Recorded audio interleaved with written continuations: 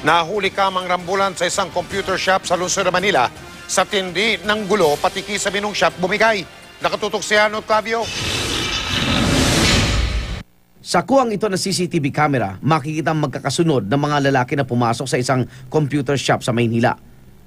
Maya-maya pa, lumapit ang isa sa kanila sa mga naglalarong customer at sinurpresa ito ng suntok hanggang sa humantong na sa rambol. Dagliparan ng mga upuan, ang ibang customer nakisawsaw na rin sa gulo. Sa tindi ng tensyon, pati kisame ng shop bumigay na. Wala naman nasaktan sa mga nagkabangga ang grupo maliban sa mga nasirang gamit sa computer shop. Ang mga computer shop pinuntirya na rin ng mga mapagsamantalang kawatan. Tulad ng nangyari sa Dasmariñas, Cavite. 2 lalaki ang pumasok sa shop. May pumasok po, kala ko lang po kapapaprint. Pero nagkamali siya ng akala dahil ang tunay na pakay ng dalawa ay mang hold up. Ang isa, bumunot pa ng baril. Ito at iba pang modus sa iba't ibang establishmento.